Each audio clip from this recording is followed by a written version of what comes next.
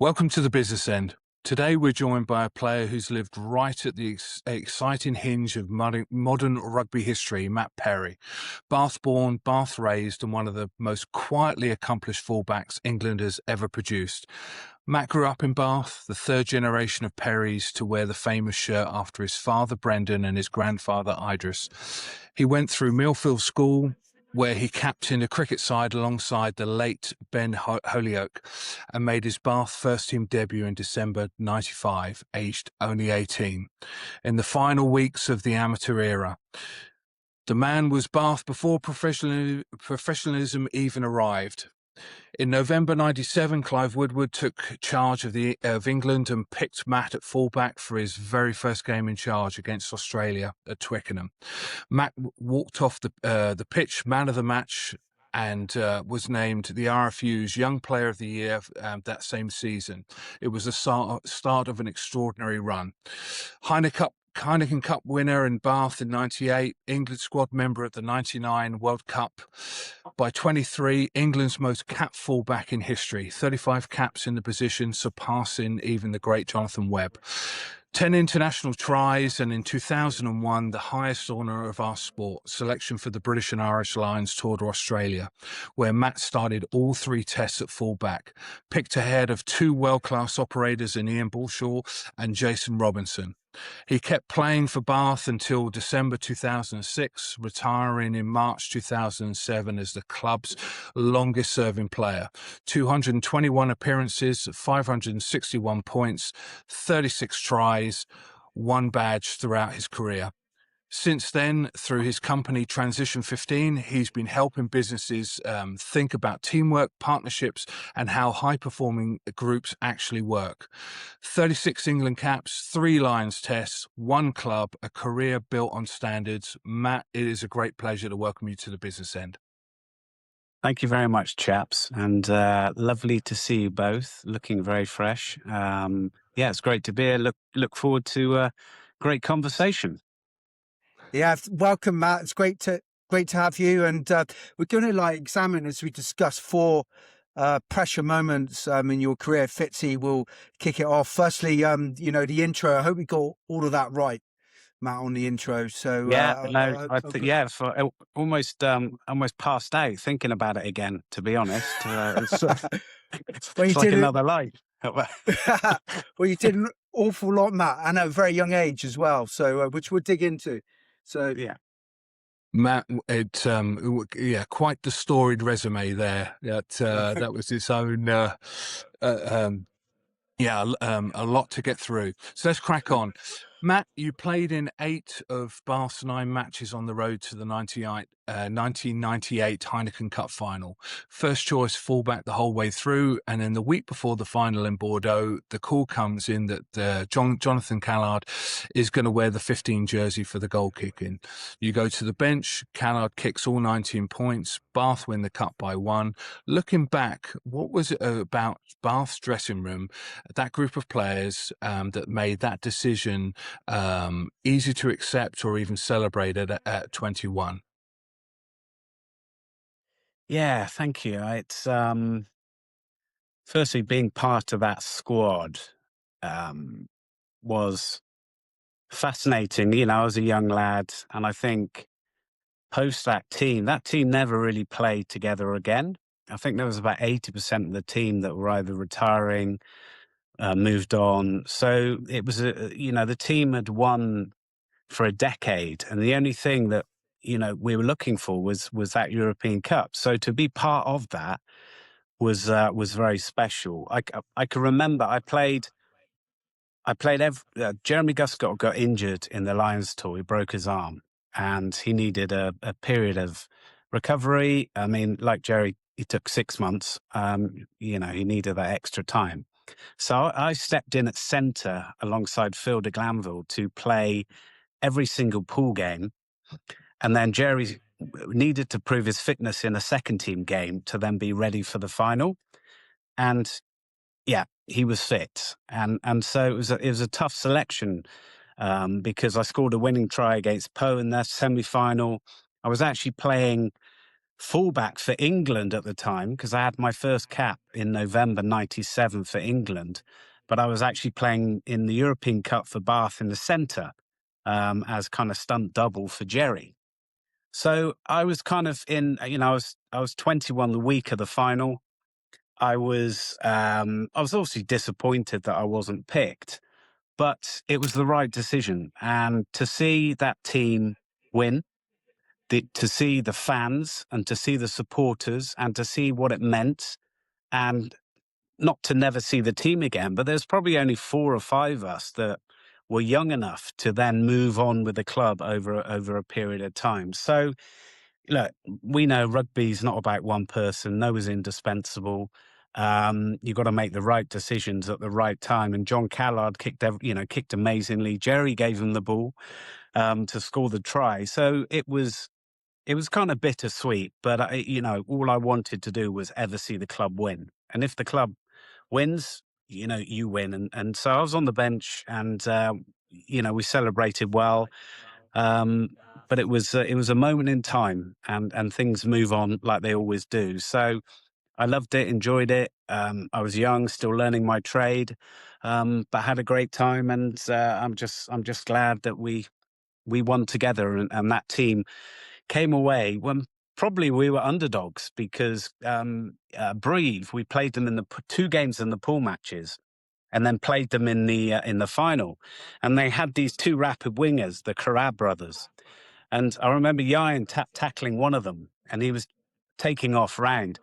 And if he hadn't done that, it would be a completely different story. So that team had a way to win. And so that's what I remember so much about it.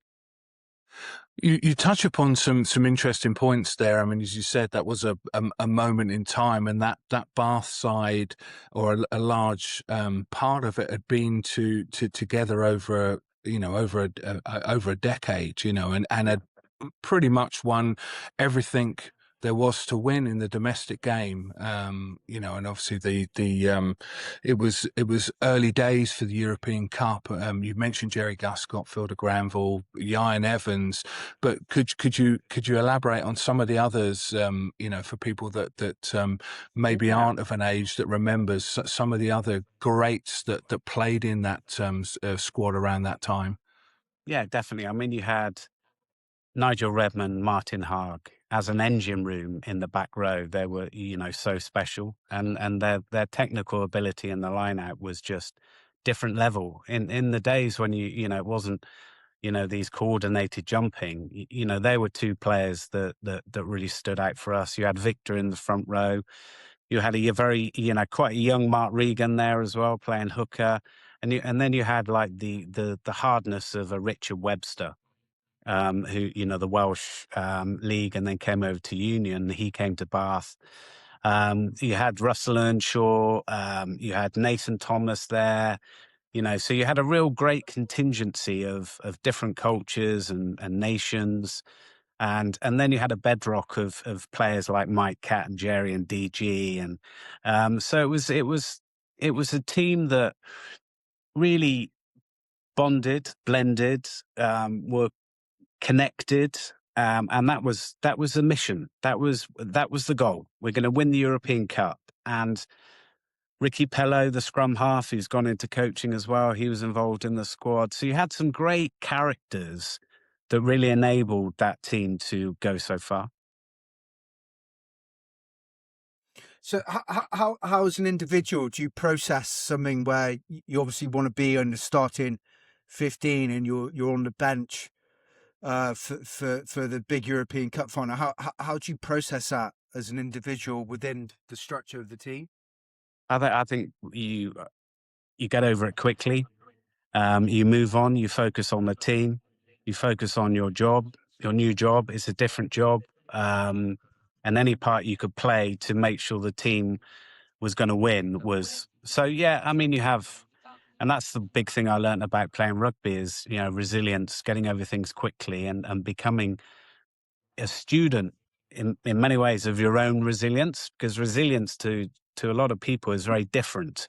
So and that was a key moment for me, because playing for England and then got all the way to the final not to play, but you get over it quickly. You got to move on and think of what's the bigger picture here, and that's what I did, and I'll always remember it. And to be honest, Matt, that's remarkable humility for someone 20, 21 years old to have that sort of attitude. Do you think that was learned from the sport, or that was just naturally your persona? Yeah, I think so. I think it's, my DNA has always been team first. And then the environments I was in, at school, and, if you look after the team, the team looks after you. And so, but there's moments in your career where you've got to give something up. And I was just hoping it was the right decision, and it was. And so, decisions have to be made. Not all the time players are going to play. But there is always a bigger picture, and winning the trophy was. But I think, nurture the environments I've been in allowed me to. I've always had a passion for behavior, people, performance. I had that before I started playing professional rugby. So then I almost had like a 12-year case study of looking at world-class teams, good teams, maybe some poor teams, and what was the difference. So, and that's what I went back into after my rugby. So, I mean, it's, I think humility and, is one of the traits that I've always had, who I am, I suppose. My biological inheritance is part of that. Yeah, I mean, it's also, it helps as well riding the ups and downs of playing professional sport, because if you dwell on things too long, things start to grow where they aren't there, and you're able to bounce back really quickly from the setback, if you can call it that. So and talking about that Bath team, when you first came into the squad, to talk about Jeremy Guscott and the kind of aura that he had at the club, and you talked about your first training session where I think you got a boot in the face, accidentally, of course, from Jerry Guscott. You had to go for stitches. He came straight back out on the training pitch before the end of the session, and you had some really tough nuts in that squad. People like, I think Shilcott was still playing then, Graham Dorr, Martin Haag, all of these people. What small things could you take from those players day in, day out that perhaps you carried with you now into your business career? Yeah, I think for me, there's kind of three things. And these are all part of standards or almost high performance principles that I was lucky to be entrenched in, that I learned from and tried, put into present, and then I've taken into the future. And I think the first thing is mindset. What the mindset Bath had, the players, the attitude and behavior. And if you think about what mindset is, it's the way you think. And I could have easily gone home. And actually the situation with Jerry, we were in training, Brian Ashton was coaching, and Jerry ghosted past me. And I went to do a last minute sort of tap tackle, and his boot kicked up in my face, and I've got 15 stitches. Well, I kindly show him, and he was like, well, you deserved it. I show him now, and so I kind of, and my nose was completely bust open, and there was a massive gash. So, that was a mindset thing. I thought to myself at the hospital, as I was getting stitched up, we had another session, and I was like, what shall I do here? I mean, this is a defining, it felt like a defining moment. I went straight back on. And I think what that did to the senior players was it kind of lifts their head. In the head, that, because again, part of those standards that were set by those players, it was about full commitment. If you want to be in this team, you got to go above and beyond. And that was an example of, firstly, mindset. What else did they give? I think secondly was teamship. And you think, what does teamship mean? That was more about how you act. So what are the principles or the rules or the framework in how you build one team? And Bath was a highly tense place. That's, that environment there was really healthy tensions, loads of fighting and training, because everyone wanted to play like a dysfunctional family, that loved each other, that kind of had teamship. And yeah, there, it was a connectivity, but it was tough. And then I suppose the third thing was execute. You can have mindset and teamship, but unless you execute and the team does, so what you do and deliver, you're going to get nowhere. So I think those were the key things I took away from some of those senior players, and they've once they've become embedded in you and they're part of your fiber. When you move, into another life, I've taken those with me because they're real. They're things that I hold dear, and I'm lucky to have had that experience and those players around me at the time. Yeah, absolutely. So let's crack on to the Tour of Hell, summer '98.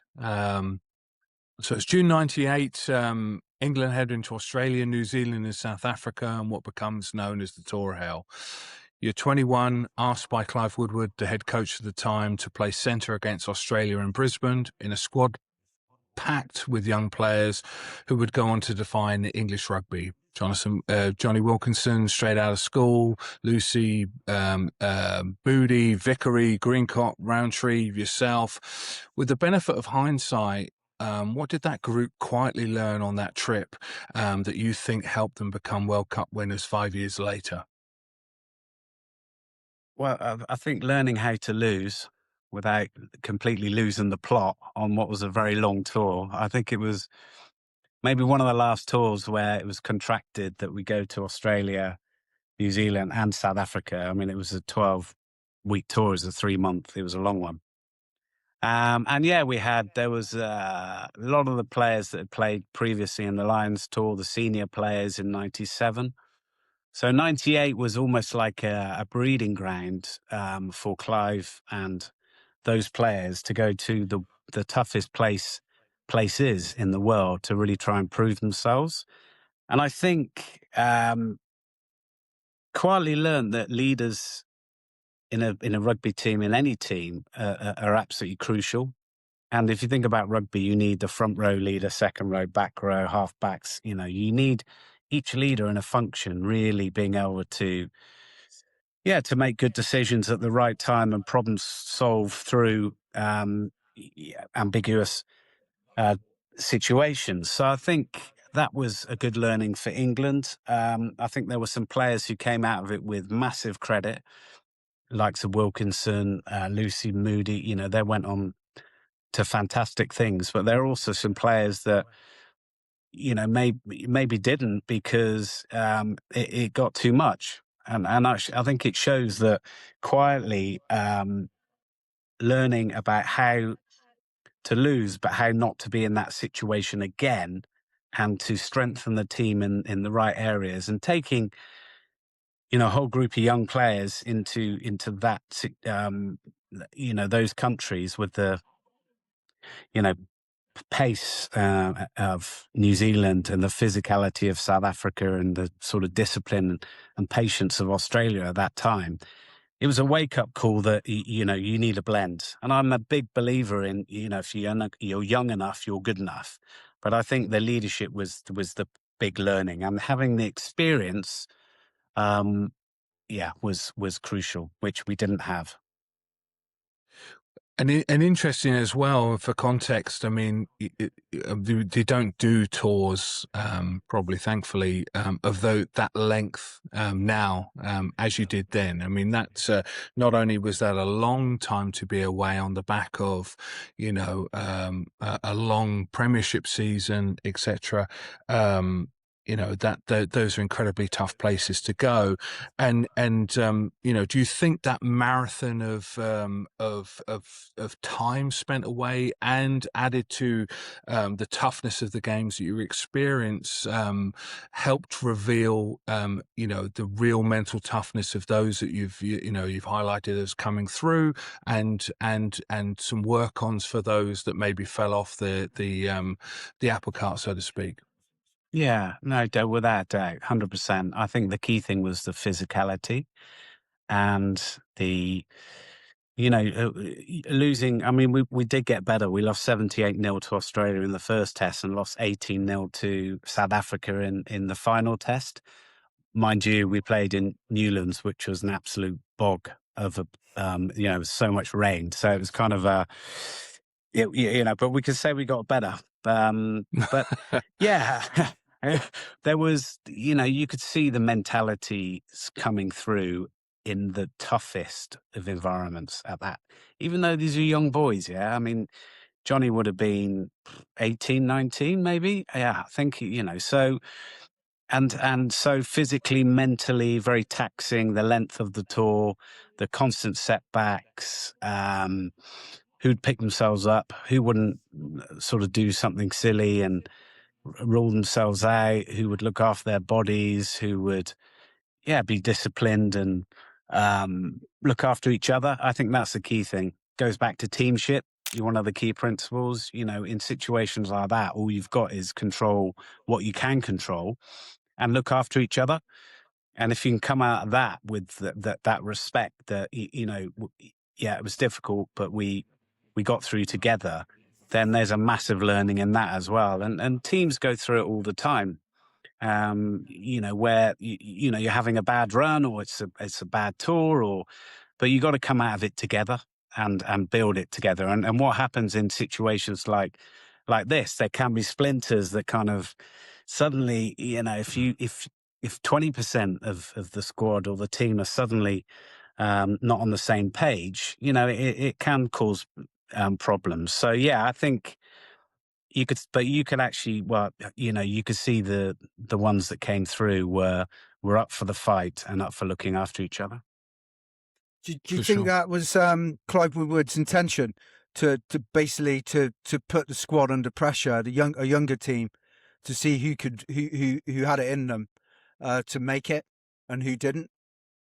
Yeah, maybe. I mean, probably at the time he'd only been in tenure just under a year, so he probably would have liked a stronger squad. But I think the Lions players that came back, they needed a break, and that was because it was relentless in those days, the amount of rugby that was played. I know this is a few years on, but I think in 2001, which was the Lions tour, I think I played 46 games in a year.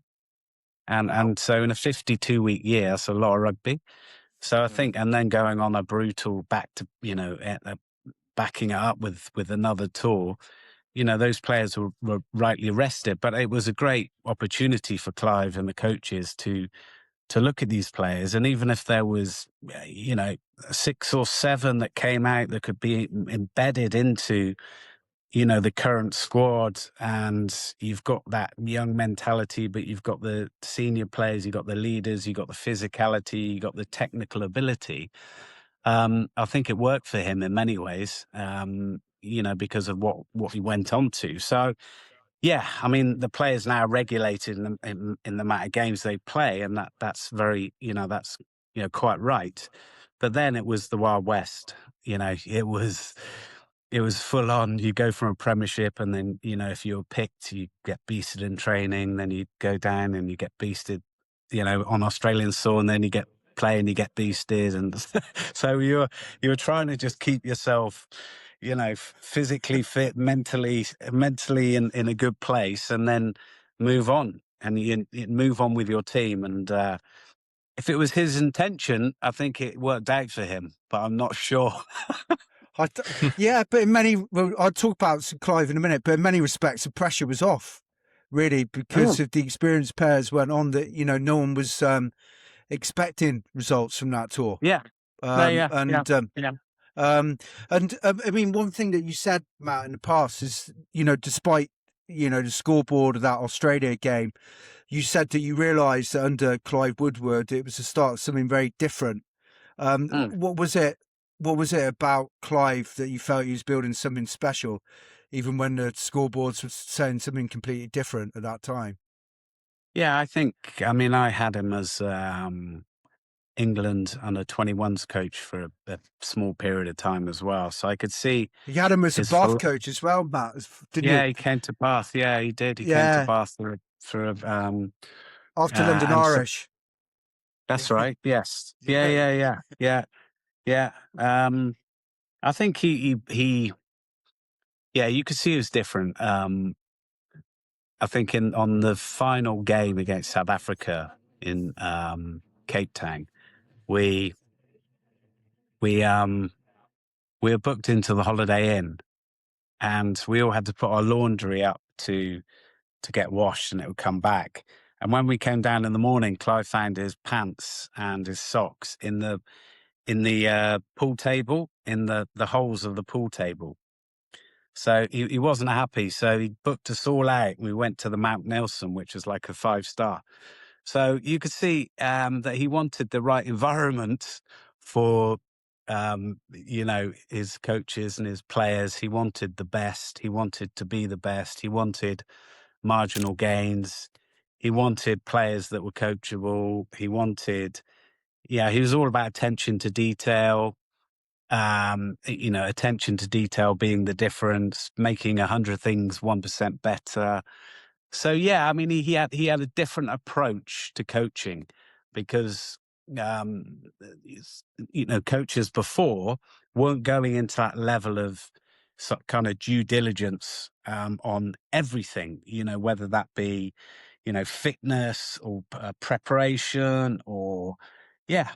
We had laptops on, where he email when email had only just started, email the team to us, but it had to go back via the UK to come back to Australia, for example. So, and it cost the boys a fortune. But there were little things that he'd do which were very different. We had laptops with these joysticks that were supposed to help with our eyes and everything. So, yeah, I mean, he was trying out at that time. He was creating ideas, innovation, because obviously he has attention to detail, but he's highly innovative, or he wants to think differently to anyone else. And I suppose that's what bred, and installed in the team that, we can win this. But he just got the year wrong. It was 3, not 99.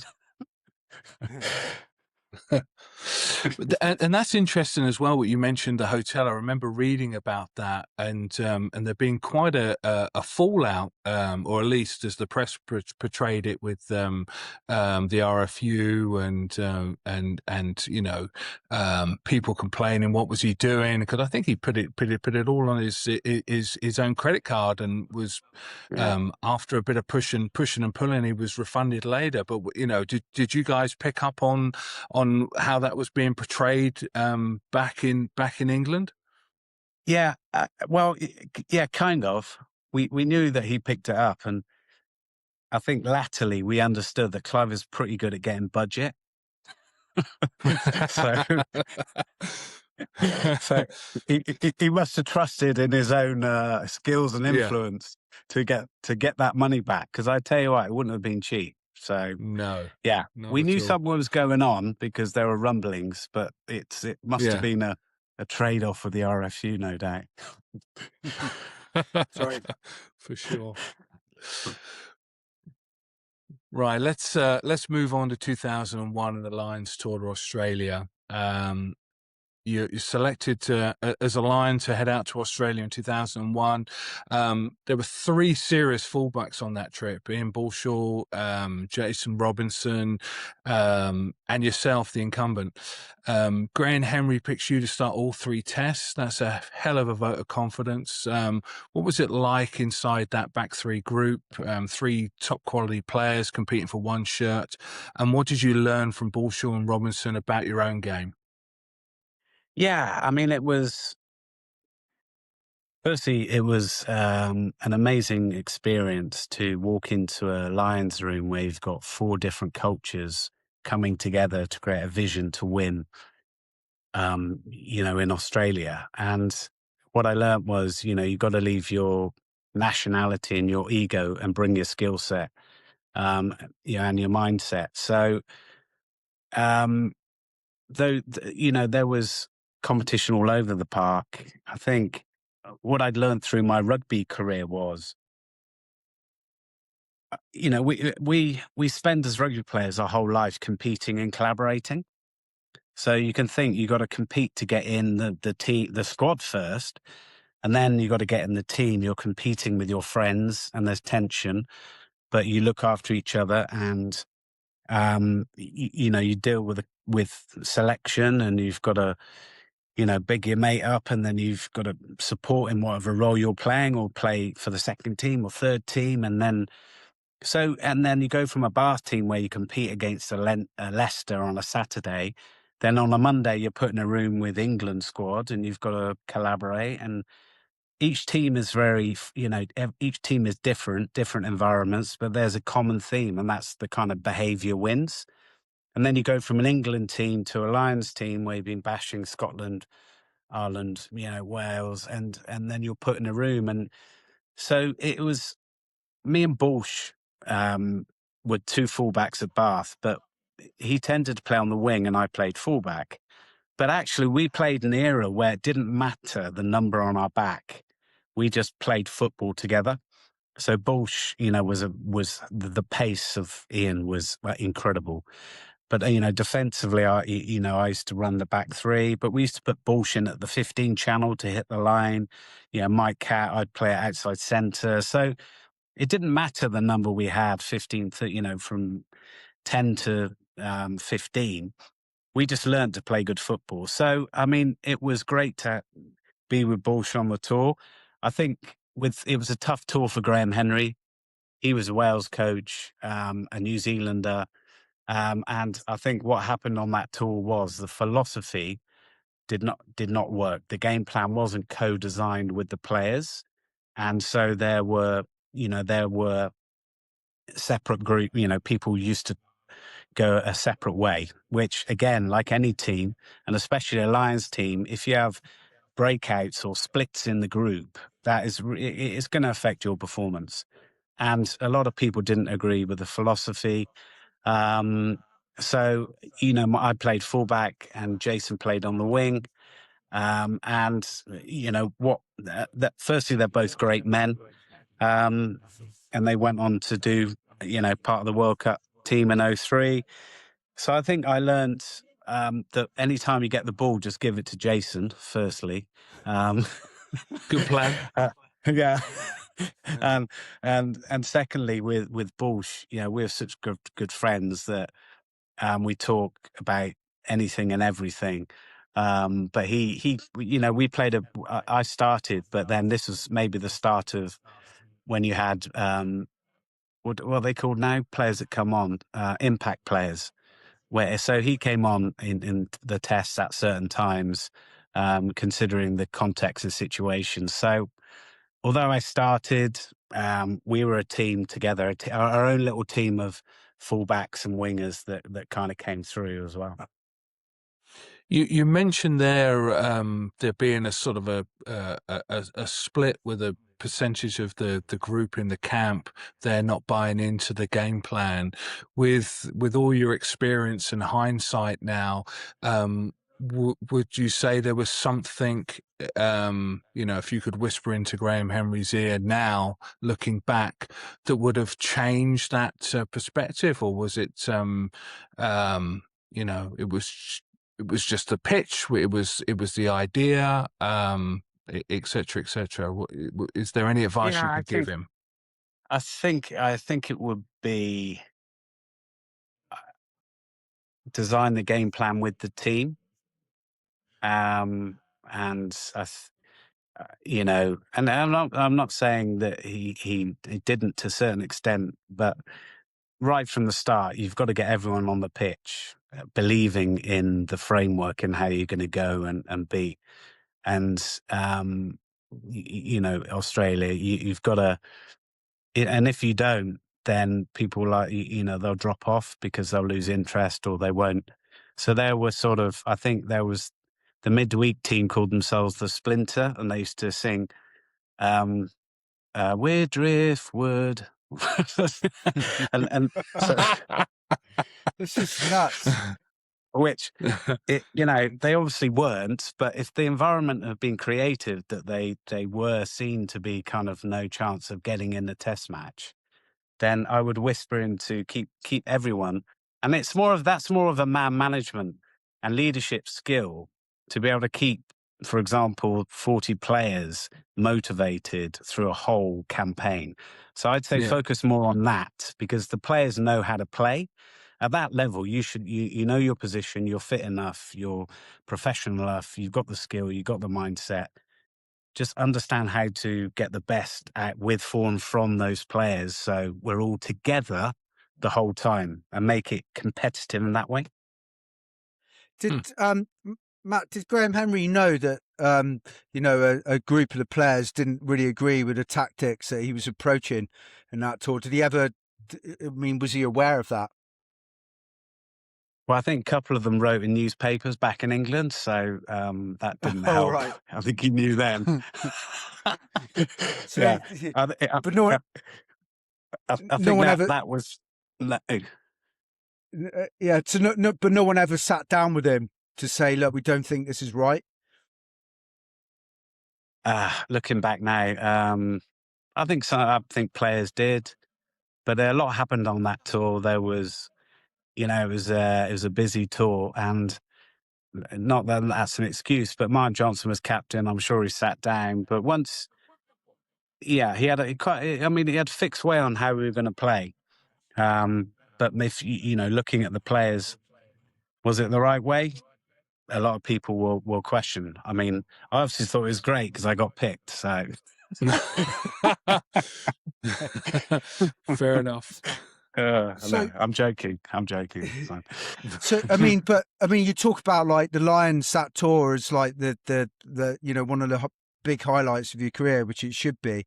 And can you talk through to people like what it's like to wear probably the most iconic shirt in our sport, which is rugby, and to put on that shirt, to run out in the first test, see a sea of red in front of you? How does that feel for you as an individual? How do you process it? How do you cope with the pressure, if there was pressure? Yeah, And how do you feel like when you're running out? yeah. Well, I think you're so focused on your, you know, as players, we used to look at an 80-minute game as blocks of 20 minutes. So you're so focused on your role clarity, what you're trying to achieve, scenario planning. That first 20 minutes, what would I do in this situation? What should we do in this, if this happens, and just constantly role playing. So you're so into your performance mindset of what you have to do and what you have to execute, that the enormity of the actual environment sometimes, it's before the game, it's after the game, it's seeing the fans, it's seeing, but when you're literally running out, you're so focused on execution and you have to be, to not get emotionally involved, because it will just drain you within the first 5 minutes. So yeah, I think I was focused, and I knew that Australia were going to kick the ball a lot. So I knew I was going to get bombed. I was going to get, but it was intense. It was enormous atmosphere. It was without doubt the best experience of my life at that level. And to have got there, and I'd had a evening with Sir Gareth Edwards recently, and to think the history and the legacy and the tradition of the British and Irish Lions going back so far, and to think, you're wearing the same shirt as someone like a legend like Sir Gareth, and these players that had gone before you. It does, in those moments of reflection. It kind of does well you up, but when you're running out, you're just so focused and disciplined on what you're trying to achieve. Yeah. So the enormity of that occasion only like kind of comes home now, or later on Yeah, in I your think life. so. Yeah, Yeah. I think you kind of, looking back, I can go back to that situation, but when you're in it, it's so all encompassing that it takes so much of your energy just to make sure you you really know and don't let your team down, and you know your role and what you're trying, what good looks like for you and the team and your back three, because you're running the back three, and then you've got to take opportunities when they come. And some players in that, the Lions tour, Brian O'Driscoll was absolutely outstanding. Rob Henderson had that first test. You had Johnny at 10. Rob Haley was kind of in his latter Lions career. You had Scott Cornell. You had such great people in that team. And to win that first test, but to lose the series was disappointing, I would say. But we were very close. But with the best Lions, they're the ones that all stay together and all feel very much part of it. So in terms of your own individual performance, the way that you would cope with the pressure is by just concentrating on what you've got to do rather than, the small bits and pieces that make up your performance. And that's what your focus would fully be on. Would that be right? Yeah. Focus on my game and our functions game, but we got to work with the back line, and then we've all got to work with the back row and the second row. So each focusing on our function as leaders of a function, but then coming together in that transition of what is a very chaotic game.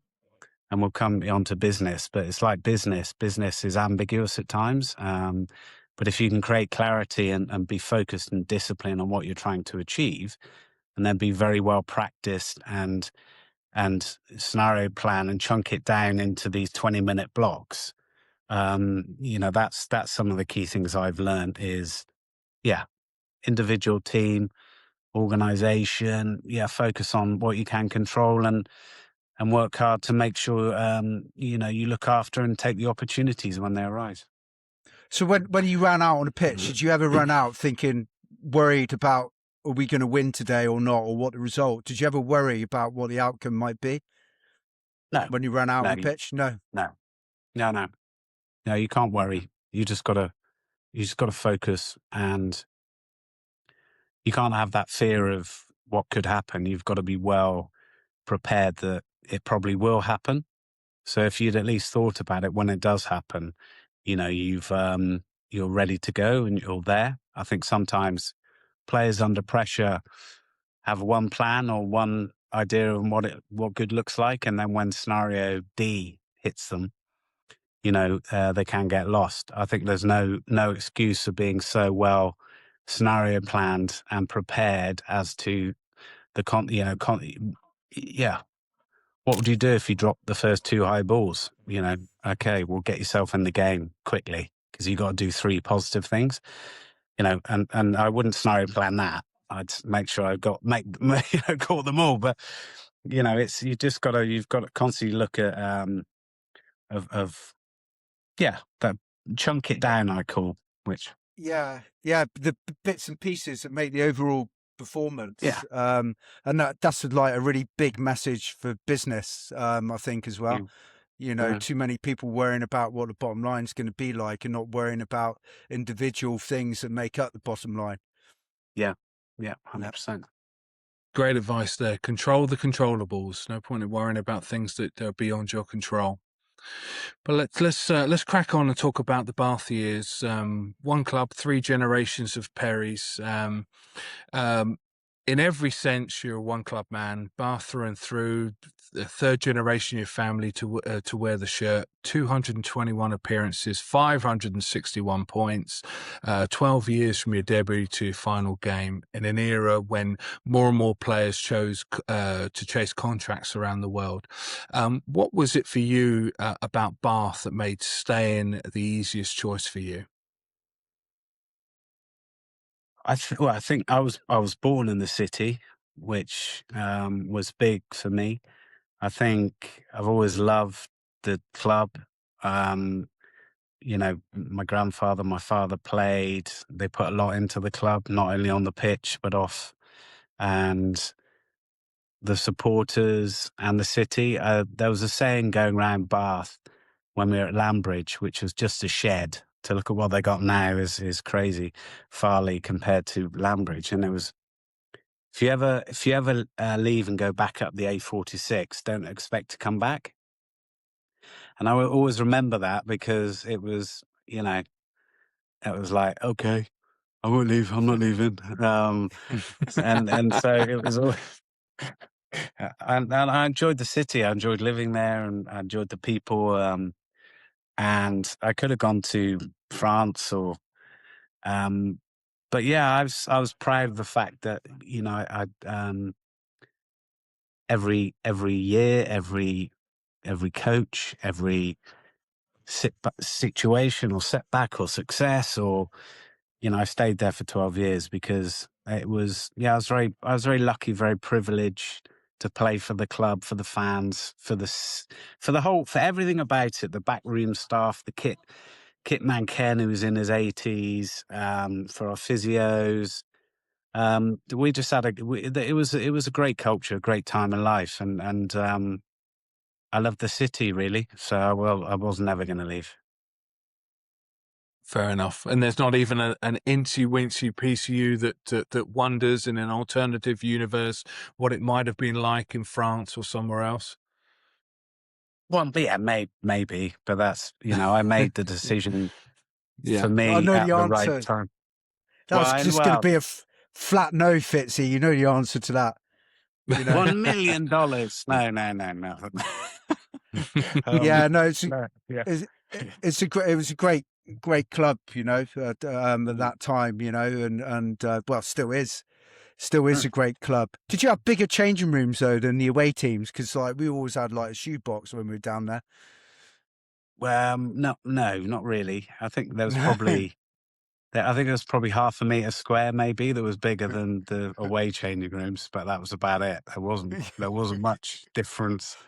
We we maybe had one more of those benches, the wooden slatted bench. We had one more Yeah. about 6 feet. That was about I, it. I swear, when we went down there, you turn the baths on like scorching hot, so you'll get in the changing room, all the away team be dehydrated before they go out on the pitch. So it's just baking in those changing rooms. But anyway, on to like Bath and some of the players that you play with, not just at Bath, but about England and the British Lions. You played with like alongside the very best in the sport. Who were the teammates who you think quietly raised your game, and what they did to make you raise your game if they did? Yeah, I think I was lucky. I mean, I was incredibly lucky. I mean, if you think, my career kind of spans this, an incredible transformational period for English rugby, moving from amateur to professional, the Wild West. Um, you know, one year we trained and then next year it was like, I think we're training too hard, so let's train less. And then it was like, no, let's train more. And so it was one of the most transformational eras of English rugby that I was part of, with amateur players who were retiring, and then professional players that were starting, and then academies were picking up or just being initiated, really. I mean, back then, I think the first academy was 96 or something. So it was a whole new era. So there were so many players that came through. But I mean, some of them specifically, I love playing with Mike Catt. He was just, playing fullback with Catty at 10, where he just literally, wing the ball, and he trusts you to be on the end, and his ability to play flat. I love that. Jerry was quite an, incredible player to play with, because he'd fix 4 players with his eyes as he was moving laterally, and then he'd go straight and he'd pull the ball back, and you'd be in so much space that you fix and give to your winger. And so, I mean, in the back line of Bath, those were 2 outstanding players. But then, there were, great player. And if you think about over a 12-year career, you're going to see pretty much all the transition players who were leaving at that start of your career to then the players in the middle. And so playing with like Mike Tyndall, and to see what a lovely bloke he is, but highly physical in that back line as well.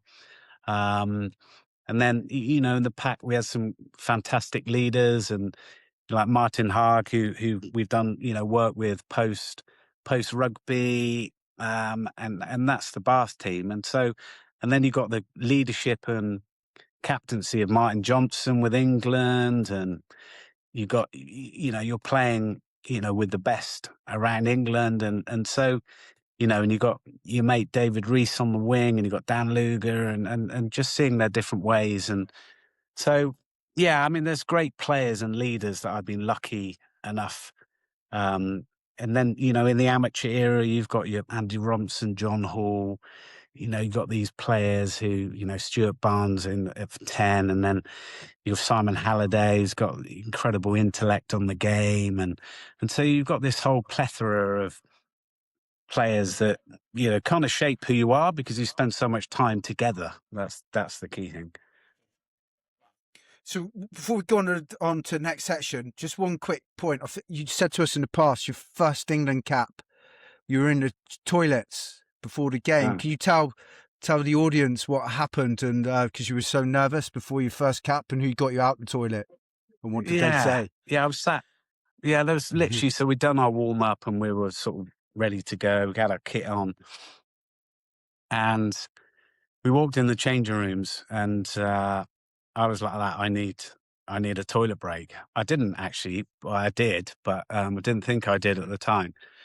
And I was sat there on the toilet in my England kit, and Jono just like pushes the door open, picks me up by the scruff of my neck, just puts me into the circle because we're having a circle, and he goes, "Pezza, you're one of us now. Know your role, do your job, and we'll look after you." And then, it was like pretty simple. And then we went out and ran onto the pitch and somehow got man of the match. I think we drew against Australia that day. So it was like those little moments where you're kind of bricking yourself, and then you get Jono comes, picks you up and looks after you and kind of gives you three very clear messages. And the best leaders always do give three messages. I think that was a good time. Yeah, it's great act of leadership, that, for sure. Hopefully you weren't in midstream when he picked you up off the pan. I had finished, Fitzy. I had finished. Yeah, it's fine. I'm glad to hear it. I was having a moment of reflection. Very good. So let's talk about from rugby to business and what you're doing now with Transition 15. Across those 4 chapters, Heineken Cup, Tour de Hell, the Lions, the Long Bath years, what is the single thread that you've carried into work you do now with Transition 15? When you walk into a leadership team and start helping them think about partnerships and teamwork, what's the standard from rugby that you absolutely won't compromise on a business? Yeah, I think trust is earned through consistency. I think that's one of the lessons I learned. And alignment is sustained by clarity. So, when we co-design change programs or transformation programs with business, we've got a behavior algorithm where we can predict how a team currently performs and their way of working or their team dynamic and what their strength is and where their challenges could be.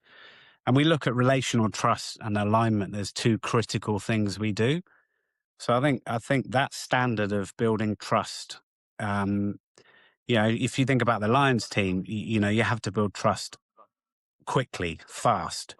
You have to build communication, collaboration at light speed. And I think in business, if, when we go in and look at teams and look at the trust and openness and healthy tension, because that builds accountability and commitment, I think that's one of the standards that I've kind of taken away that I try and deploy into business. And again, we don't go in there telling. It's more a shaping, co-designing, helping, implementing tools which allow teams to build trust, but accelerate their learning of each other, essentially, because I'm a big believer in the more you can understand yourself, the more you can understand others and then get the best with from each other. And there may be, the key thing, diversity and difference in any team is the most is critical. If you don't have that, you know, you've got nothing. So you need to look for the diversity, but the relationships and leadership's main role and value is to understand this, and then to make, you know, I talked about alignment being through clarity, but executing through ambiguity and paradox or contradiction is where we are in business. I mean, there's so much ambiguity. There's so much, and to get the clarity, leaders have got to. Their value is making effective decisions and problem solving with their people. And the reason I say that is because the AI adoption, the wave, and we're doing a lot of work in AI at the moment, where we're helping business understand their operating models are changing. So their governance, their processes, how they operate their business. But with that, leadership behaviors need to change alongside. And the intersect is aligning those two, your operating model with your leadership behaviors, and how the way you lead your business needs to work in line with the way you operate your business. And that's where new ways of working and cultures, you know, are really going to be created. And what I hope is that it's not too late for some individuals or teams or businesses that they don't get that now, because, you know, you've got to be in the context of the way things change so quickly. And I think I listened to a chap who was on your pod recently, and he said, "Oh, by the time I got my product to market, or something he was doing, you know, the world had changed and it wasn't relevant." So that ability to look ahead and to scenario plan something like AI and how leadership and operating models are going to shift is along with trust and alignment absolutely crucial. So how Matt, I mean, using your experience in sport, like you talk about making decisions, and like with AI, you know, I can definitely see a change, because I think like leadership now is about analyzing risk quickly to make a decision. Is more about risk analysis. I don't know if you agree with me on that, but Yeah. how do you encourage business leaders to make the right decisions quickly, rather than deliberating on it too long and no decision is actually made? Yeah, I think it's it's both a innate thing at times, and also it's, you know, AI. The thing about AI is there's a real education piece here as well. I think everyone thinks, what, you know, has different views on what AI actually is or means, and agentic, and, you know, there's different levels of it. But I think it's having the bravery and courage to make decisions what's best for both the business and the people and the process and the governance and the right direction, and not and the pace of change is just unbelievable at the moment. And so how do business leaders make, and they're not going to get every decision right, but that decision making, that accountability, that the being able to be adaptable in this situation is where it's moving away from your kind of leadership training programs, and you've just got to crack on and you know, move things forward at pace and hold people accountable. But yeah, align it to what you're trying to achieve. You know, process wise and operations. So I think it can be a conscious thing as well as a natural thing, and just encouraging, and we encourage all leaders just to make the decision, as opposed to certainly stalling on it. Can you train leaders to make better decisions under pressure, or is it instinctive? I think anyone can make a decision. You know, it's how they go about it, their style and approach. I think sometimes we think, oh, people who maybe have a preference for you know, just easily making decisions, then we should let them crack on. But I think everyone has the capability. It's just the style, the approach, the pace at which, you know, we are making decisions and problem solving.